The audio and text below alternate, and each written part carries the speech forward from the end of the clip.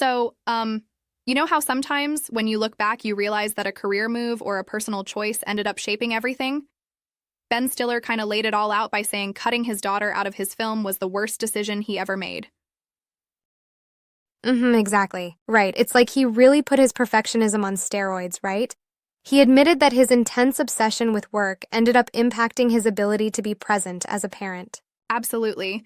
And it's sort of a painful reminder that sometimes chasing that perfect vision can lead you to, missing out on what really matters. Yeah, that's true.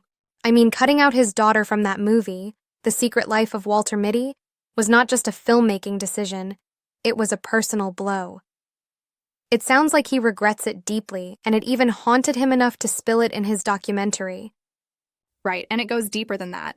Ben's comments about how he was overly caught up in the allure of perfection as seen in his own dad's legacy really hit home.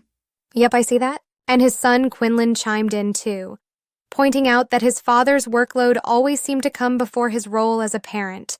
It's like he was constantly in the balancing act of being a director versus just being there for his kids, right?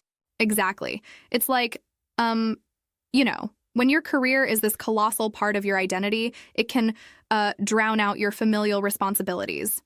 Ben even said he effed it up as a parent, which is a harsh way of admitting it.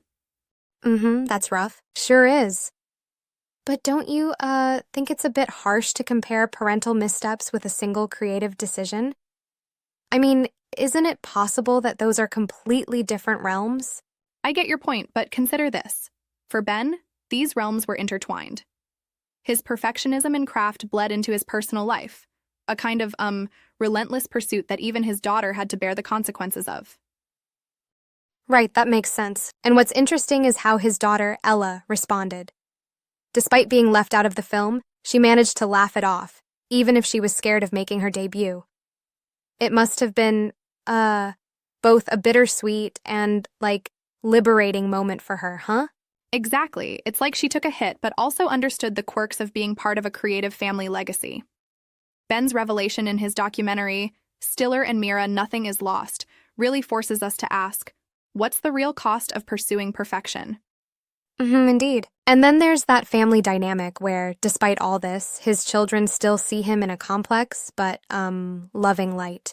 It's almost, tragic how parental legacies can mirror and distort each other. Right, it's, like a self-fulfilling prophecy. He hoped to be better than his parents, but in trying so hard, he ended up, repeating some of their mistakes in his own way. Yeah, that's really poignant. It all feels like a raw, honest admission about the costs of perfectionism, especially in the public eye. The way he openly acknowledges his missteps is, refreshing, even if it stings. Absolutely. It's a reminder that, no matter how much you try to perfect the art of your work, you can't always perfect the art of being present for your kids. True that.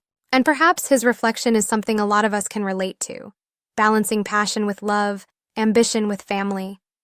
It's a really relatable, albeit complex, human struggle. Yeah, exactly. It's like when you're so busy chasing dreams that you sometimes miss the biggest dream of all, being there for your family. Ben's brutally honest confession is a harsh lesson to all of us. Absolutely, I agree. It really sets the stage for a broader conversation about what it means to be a parent in a world that celebrates, success and perfection. Exactly. It's a wake-up call to all of us who might sometimes let our ambitions overshadow our personal lives. Spot on. Well, here's to hoping that sharing these kinds of reflections can, inspire a more balanced approach for anyone striving in both work and family. Absolutely. And thanks for diving into this with me. It's conversations like these that keep us grounded. Right on.